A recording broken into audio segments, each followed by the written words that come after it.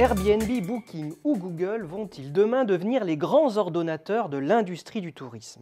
Force est de constater que ce secteur s'est totalement transformé avec l'essor de ces plateformes numériques. Elles sont devenues de véritables intermédiaires et facilitateurs d'échanges entre offreurs et voyageurs lors de la phase de distribution. Chacune doit chercher par tous les moyens à s'adosser à des effets de réseau, ou pour le dire autrement, à viser une audience maximale afin de s'imposer face aux plateformes concurrentes. Car plus l'audience d'une plateforme augmente, plus elle est attractive pour les offreurs et les voyageurs, et plus cela renforce son pouvoir de monopole face aux autres plateformes. Pensez à Booking.com par exemple. Bref, selon l'étude de Precepta, la plateformisation de la distribution a totalement renversé les rapports de force au sein de la filière du tourisme. Pour reprendre l'avantage, les spécialistes de l'hébergement doivent revoir de fond en comble leur modèle et infléchir leur stratégie. Plusieurs pistes ont été décryptées par les experts de Precepta. Remodeler l'offre économique pour épouser les nouveaux usages des clients, opérer une montée en gamme éventuellement par croissance externe pour gagner du temps.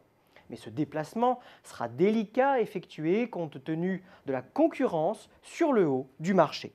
Miser sur le dynamisme du segment des voyageurs d'affaires, très disputé et qui commence même à intéresser les plateformes de location entre particuliers.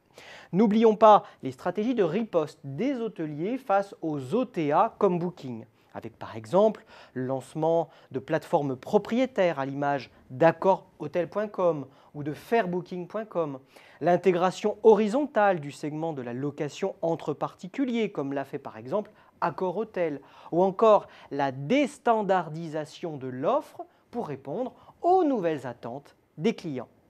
Comme nous venons de le voir, les possibilités sont nombreuses pour recapturer de la valeur face aux plateformes et pour prendre le virage des nouveaux usages des voyageurs. Mais il faut maintenant aller plus loin dans l'analyse et anticiper les manœuvres possibles de l'ensemble des acteurs du tourisme. Precepta a pour cela imaginé 3 scénarios prospectifs. 3 scénarios qui permettent de se projeter dans le futur et de percevoir les évolutions possibles du secteur de l'hébergement et de la distribution touristique, de son jeu concurrentiel et stratégique. Le premier scénario détaillé dans l'étude est celui d'une prise de pouvoir de la distribution par Google et parallèlement une extrême polarisation de l'offre d'hébergement autour des offres économiques et haut de gamme, le milieu de gamme étant abandonné aux plateformes de location entre particuliers.